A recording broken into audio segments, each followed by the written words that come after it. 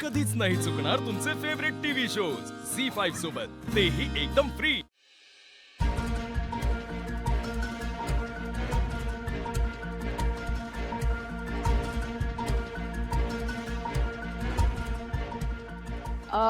कीर्तिताई, सुहासराव या ना, या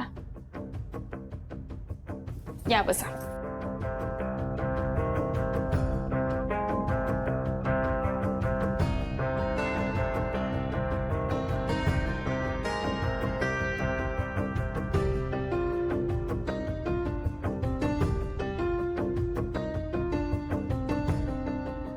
शिवा, इथे बस।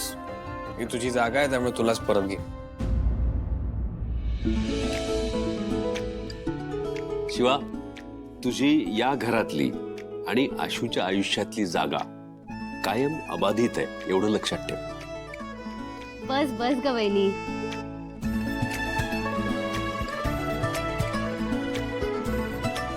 सुहास, भाजी दे। पोळी पोळी आई पोळी।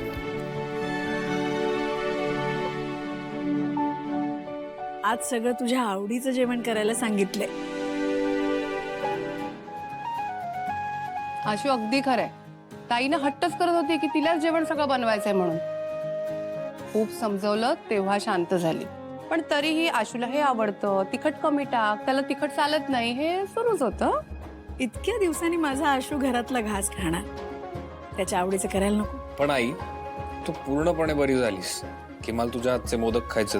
हा, पण बरी झालीस की मग तर मला लवकर बरं व्हायला लागेल। 100%।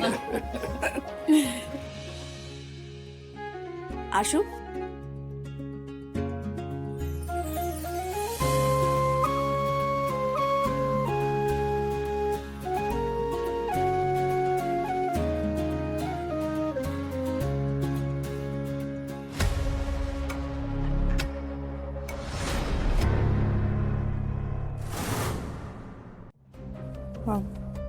चंदन, मला बोलायचंय। माझ्याशी ये बस।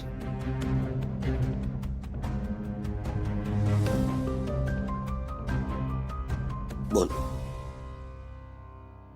आशू आणि शिवा आता परत गेलेत ना? म्हणजे चांगलं आहे ना ते गेले ते? हो, चांगली गोष्ट आहे। मग तुला आनंद नाही झाला त्याचा? नाही नाही, झालंय, चांगलीच गोष्ट आहे। पण आता आशू आणि शिवा गॅरेजवर नाहीयेत, म्हणजे तिथे कोणीच राहत नाहीये ना। मग मी काय म्हणत होते, तू जातोस गॅरेजवर राहायला, म्हणजे घर छोटं आहे ना इथे, अडचण। दिव्या, शिवा आणि आशू तिकडनं गेले त्याचा तुला आनंद होतोय, मला कळतंय, पण मी काही त्या गॅरेजवर परत जाणार नाही।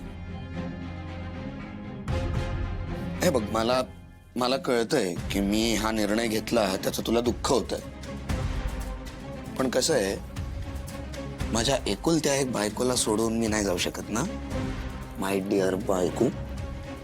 पण तरी मी गॅरेजवर जायला तयार आहे, तू म्हणतोस म्हणून, पण एक अटीवर। काय काय अट आहे? मी तुला जेवण आणून देईन, नाश्ता आणून देईन, तुझी सगळी सोय करून देईन तिथे।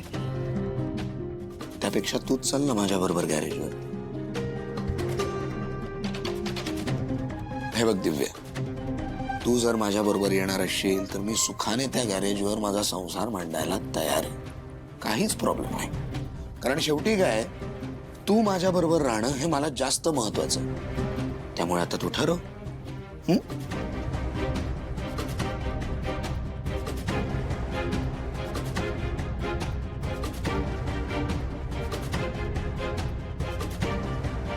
दिव्या, ऐक ना, उद्या आपल्याला गॅरेजची साफसफाई करायची आहे। काय?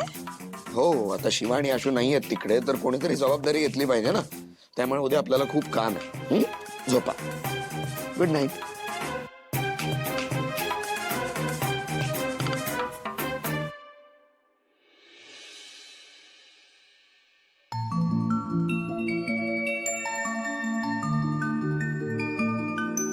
एवढं सकाळी एवढं छान का आवरलंयस तू?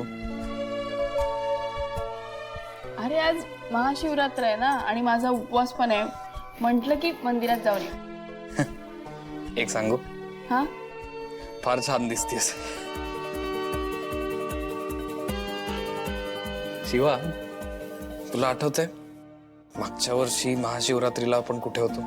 हो म्हणजे काय, आपण वस्तीतल्या मंदिरात होतो आणि आपण अभिषेक पण केला होता.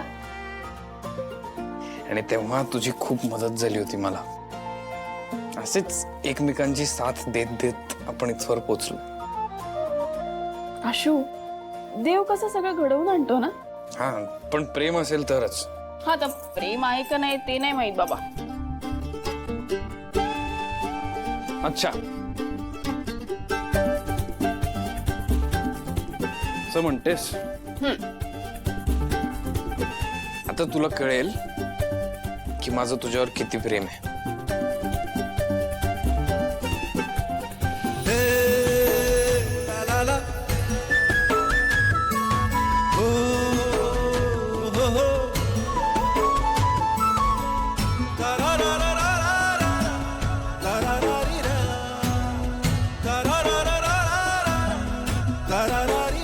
कळलं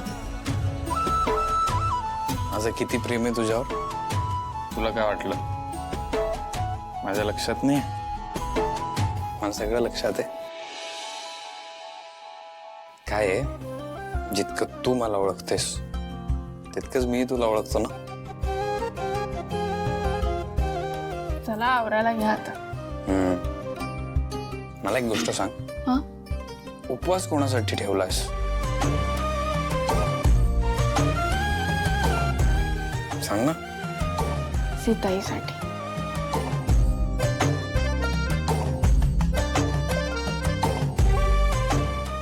रोज मी आवडतो.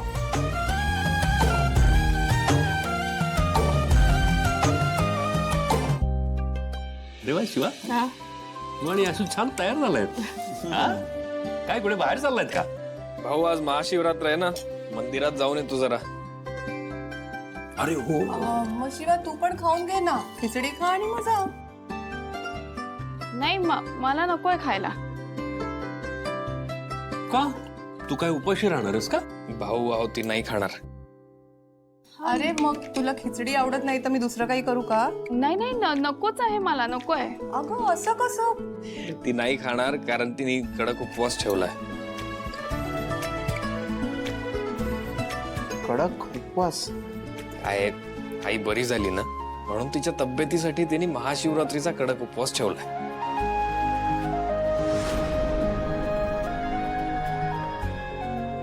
सीता, बघितलंस? दुसऱ्यांना दाखवायला फक्त, मनापासून करायचं असता तर सांगितलंच नसता ना.